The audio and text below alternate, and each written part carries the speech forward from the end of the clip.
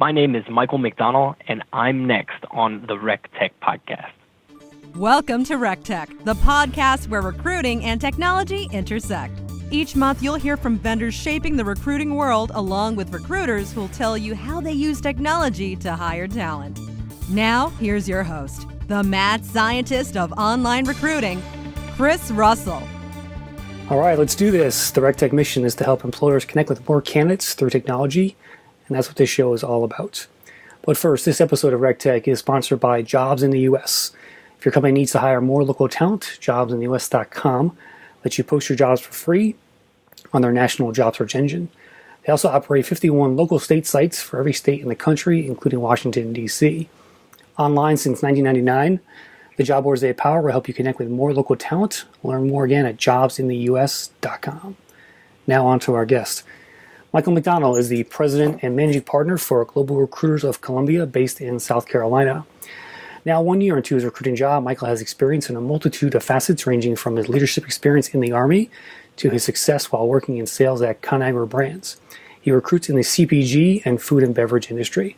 Michael, welcome to RecTech. It's great to have you. Thanks so much. Great to be here, Chris. So let's start out by telling me why you became a recruiter. I'm curious how you got into the field and what that motivation was all about.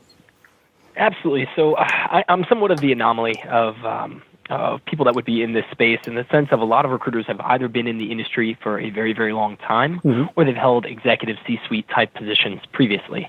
I am not on that list. You know, I came from a good entrepreneurial background. I started my first company when I was 12 years old. It was just a little vending machine business.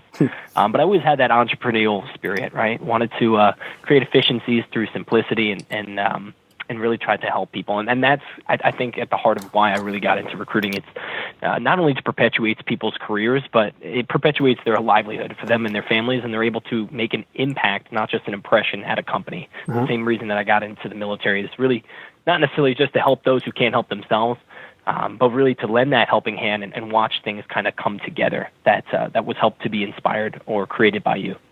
So you like the whole entrepreneurial approach to recruiting? Being that you went into a staffing model, a third-party staffing firm? So one thing we don't do is staffing. So we actually focus on the professional and C-suite, middle-level type management positions. Okay. But we won't do, any of the hourly or anything of that nature. Right. No temp work. Okay. So, all right. So your last job before recruiting was in sales, correct? That's correct. Mm-hmm. Okay.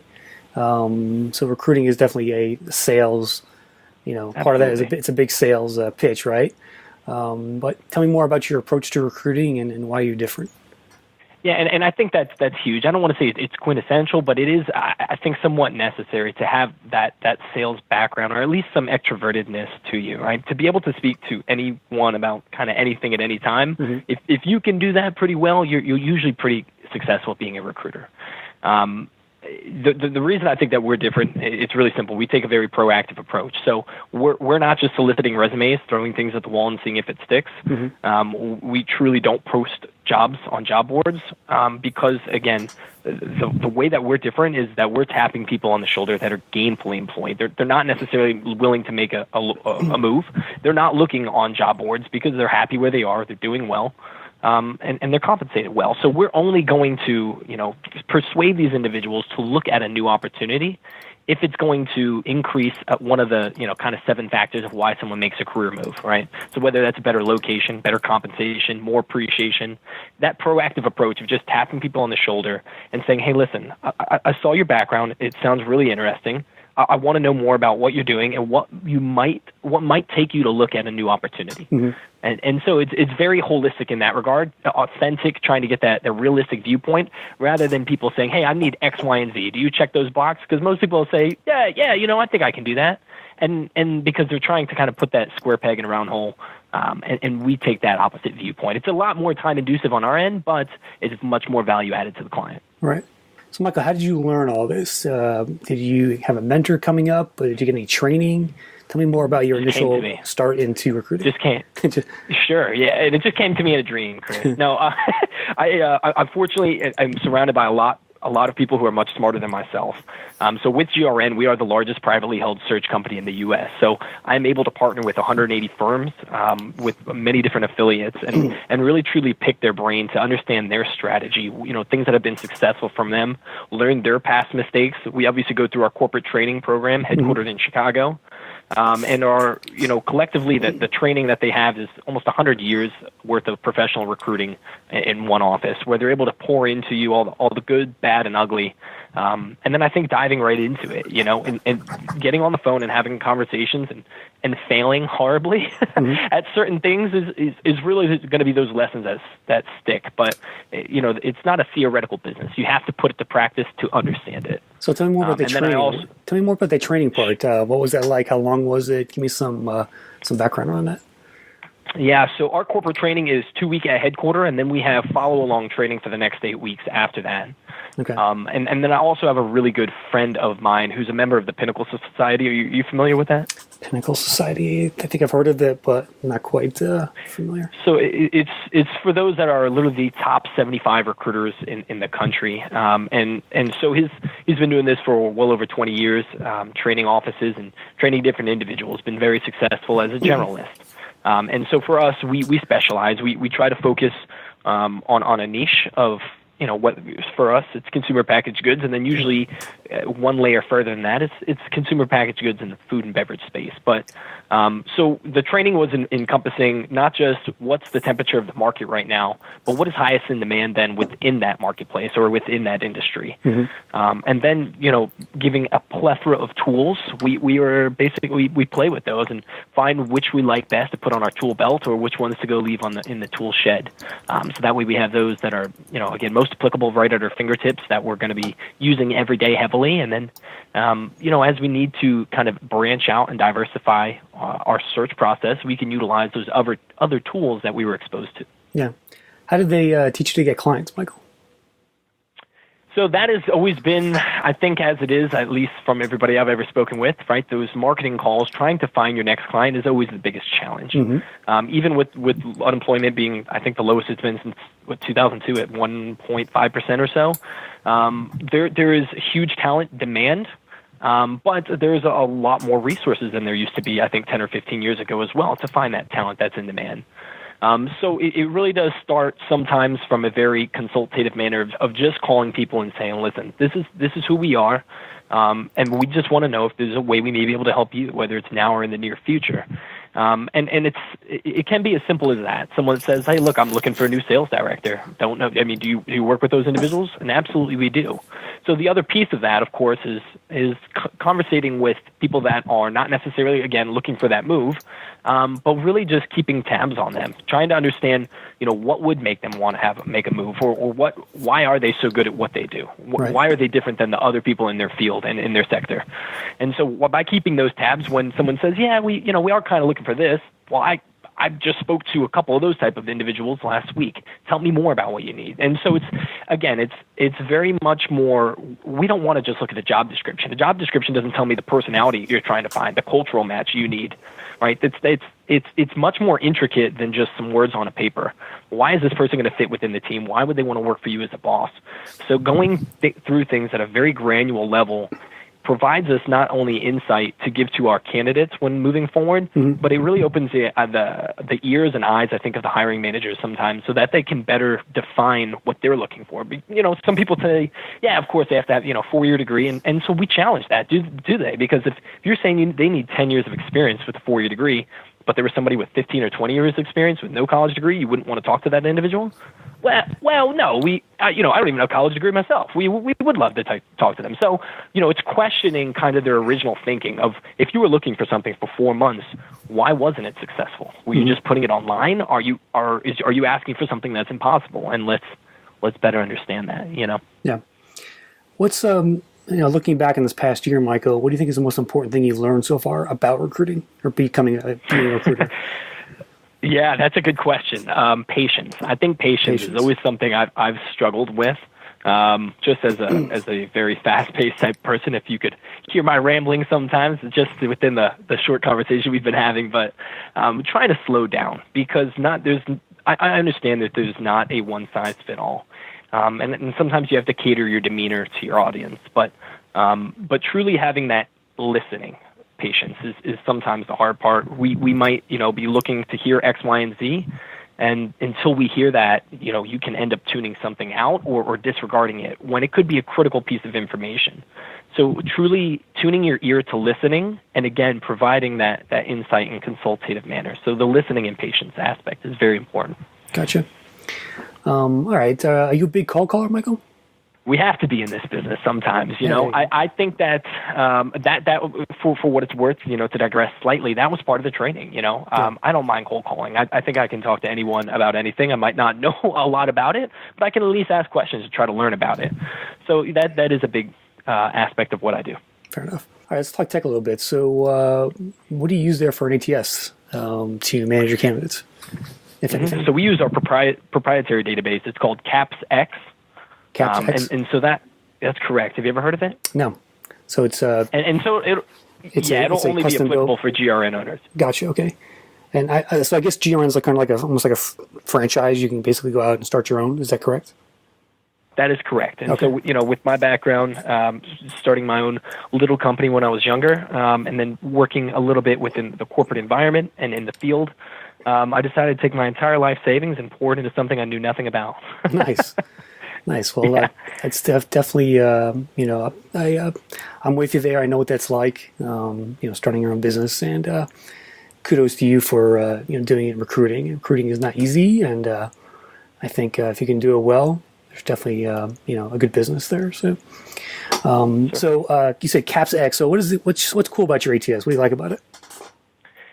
So I like its searchability. I might not remember where the person worked, their name, what their title was, where the location was, what their compensation was. But I can remember that they, got married on the Great Wall of China. Well, I proposed to my wife on the Great Wall of China. So I will write a simple note like that in there, and I can, 2 months from now, remember that there was a guy talking about getting married in China, and so now I have a client that's looking for XYZ type of experience. Yeah. Now I just simply type in China, I find him. So it's very searchable in that type of write. And then there's also the feature of being able to code things, and that's going to vary heavily by industry, but it essentially helps you segment the different. Okay. Come again? You mean like tagging people? To an extent, right? But yeah, it's how you're this is a director of sales for natural foods, or this is a marketing manager with huge e-commerce experience in the beverage side of the industry. Mm-hmm. And so it helps you to, again, kind of categorize those different individuals. Gotcha.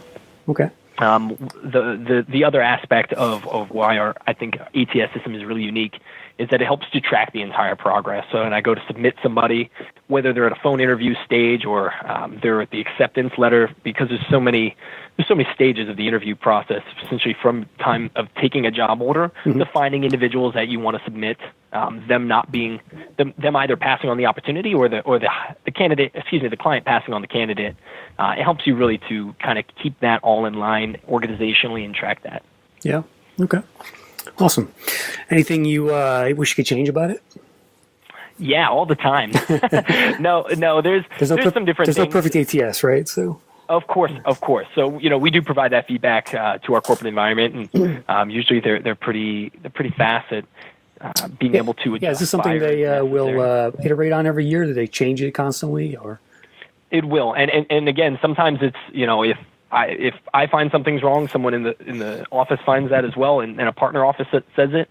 Within 2 weeks turnaround time, if it's something really simplistic that they can modify, within their oh goodness, I just forgot the word. But if they can essentially modify that, not algorithm, but code, right? If they can change the code real quick and simply implement it, then they can do that, and they will. Is it a web-based tool or is it software?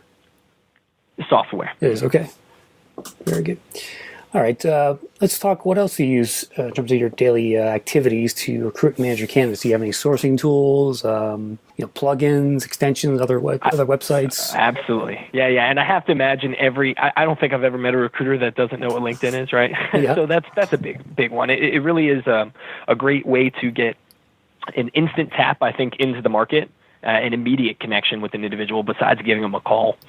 So that's a big one for us. Career Builder, certainly we have subscriptions there, and that yields us a multitude of resumes. Sometimes Some are new, sometimes they're older, which can also be nice because you discover somebody that's actually moved up 3 levels from the last time they put their resume on Career Builder, right? Right. A big one I like is Lucia. Are you familiar with that platform? Yep. So that extension is great at sourcing different emails, phone numbers, things like that. We use that as well. Hunter, I'm sure most of the Google extensions that everyone else uses as well, but I've recently been using HireTool, which I like because I've not been the greatest Boolean searcher, and this helps to create that Boolean search, kind of like a plug-and-play sort of platform. Anything else, like do you send out calendar invites like with Calendly or anything like that? Any other sort of so Calendly is something we've looked at. For now, I've just standardized and consistently just used Outlook. So I'll just send out calendar invites like that. Whether that's for a phone call, if that's going to be initial phone interview. We use not WebEx, we use Zoom. That's a big platform that we use to interface just for video conferencing. Okay. Whether that's so you do your video interviews over that? Yeah, we do that, and then we also do our meetings. Another thing that we have are, people that are very, very successful or have great insight. We once a month or so, as an entire organization, we'll have about a half hour to hour long meeting to kind of sharpen our tools. Gotcha. And so again, we use that video interfacing. Is there one tool, not on a list, but is there one tool out there you wish existed that doesn't? Yeah, it's kind of already becoming. When I began starting this, I had questioned from the CEO of GRN, how is AI technology going to change the game kind of for recruiting? And just like most people that think they could, their jobs could be somewhat jeopardized or greatly changed by AI, they all say, oh, it's never going to replace the person. You see technology and I see it every day, and things are perpetuating at a rate that they never have before. So that being said, I do think that that's going to be a large piece, and essentially conglomerating people that are really just putting people together that are going to be a great fit for something you're looking for, rather than going through that Boolean stream and adding to different organizations and then going to trade shows. I think this is going to really streamline that process, and I'm not sure necessarily how or when, but I do think it'll be within the very near future. So will AI replace recruiters or just help them? I don't think it's going to replace. I think it will replace the bad ones, because bad recruiters essentially are doing what AI can do in the snap of a finger. So I think in some regard it'll replace those that are not extremely good at what they're doing. But as far as taking them out as a whole, I don't believe so. Yeah. And by the way, your LinkedIn, you have a recruiter account? You pay for the annual license? Yeah, we definitely have the recruiter account. Gotcha. Some recruiters, like the free stuff, but just curious. Yeah, I get it. Half of the individuals I work with, they use the free one, and then everybody in my office, we pay to have that. Just we find it a more streamlined process, and again, for communicative purposes, we can save them to profiles and projects and things like that. Are you generally speaking a fan of LinkedIn, or do you are there parts about it you are starting to get annoyed with at all, or the big? I really like LinkedIn. I have not seen really any drawbacks, to be completely honest. What about yourself, Chris? Well, there are, some of the veteran recruiters out there do complain about LinkedIn in terms of, they crack down stuff. Like, for instance, there's this whole big recent stuff about the extensions you might use to pull out LinkedIn accounts. And, they're going after the users now too. So it's like, they've also taken stuff away from recruiters in the past in terms of just discontinuing features, things like Reportive. After they bought it, they shut it down, so there are some naysayers out there. And I understand that. I think we have pretty good ties with some of the individuals at LinkedIn, so we're able to get support. And if we have questions or concerns, we kind of can just go to them immediately with that. But I get that. Trust me, I do understand that from time to time. But in a very simplistic generality, would I rather have it or not have it? No question, I'd rather have it. Gotcha. All right, let's go to stories, Michael. Tell me a story. I want to hear your sort of biggest win so far in recruiting, in terms of just sourcing a candidate and getting them placed. What do you got? Interesting. So the first placement that I ever got was with a client of mine. Was just very, very much by the consultative, hey, how can I help you type of scenario. And they said, we are looking to have this individual, but it probably wouldn't be for about 4 or 5 months. And that's good because we like to act proactively, right? If you told me, hey, we need a person for sure in 1 month, it's going to be late in the game. Not impossible by no means, but at the end of the day, the more time can sometimes be a little bit better, depending. Long story short, we're working on this for about 2.5 months, and our process is not to submit candidates. I believe that you can post jobs to find a bunch of candidates. If you want to have 100 to 200 resumes, that's not our goal. Our goal is to find you 2, 3, maybe 4 finalists, all of which can do the job based off of the criteria we've discussed. And again, that's without a job description. That's not how we operate. So by doing that, we came across 3 finalists that have gone through 3 or 4 interviews now. This again being about 2.5, 3 months for the first time I took the job order.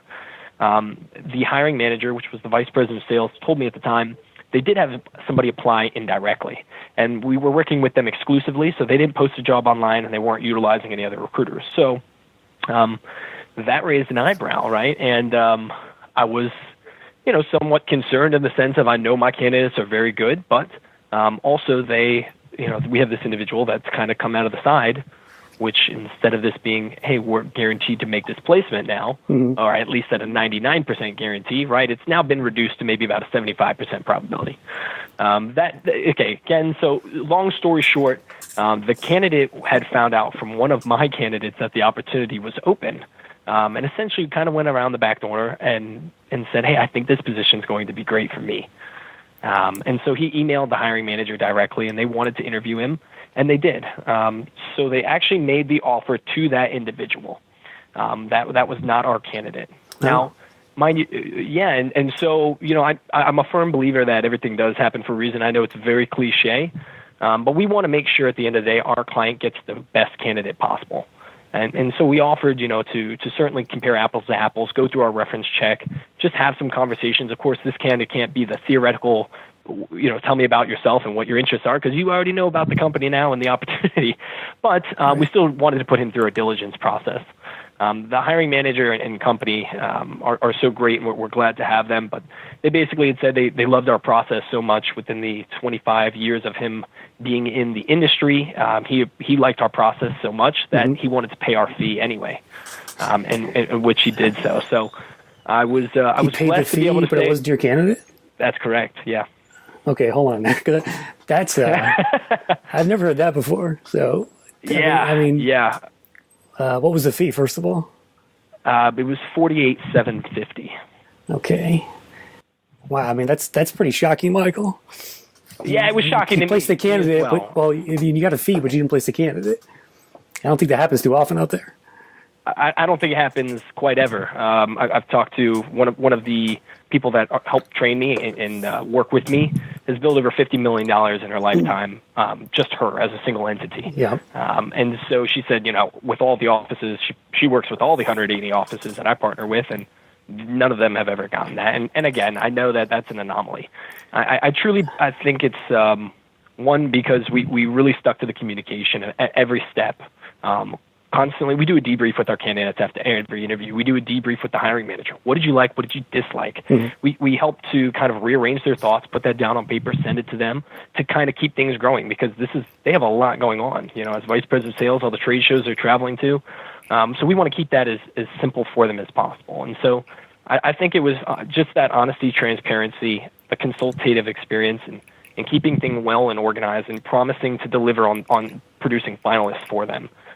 Because if this candidate that came from the outside wasn't going to be the right individual, they were going to unquestionably, as they had said, pick our runner-up, if you will, right? So which essentially, was the number one seed, but then this person kind of came around from the other side, and that wasn't available when we had started looking. So essentially, they paid you for essentially a short list.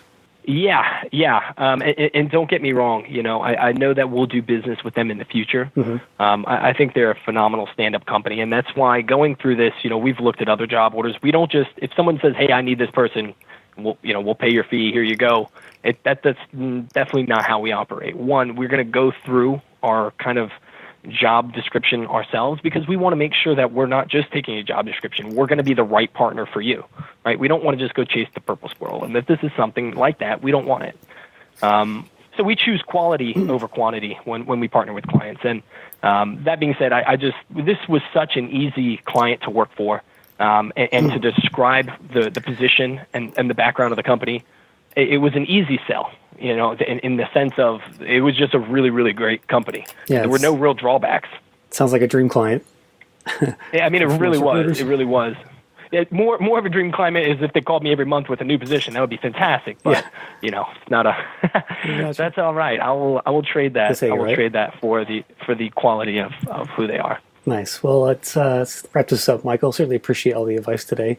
So, if you were talking to somebody who's thinking about getting into recruiting, like yourself did back a year or so ago, what kind of advice would you tell them?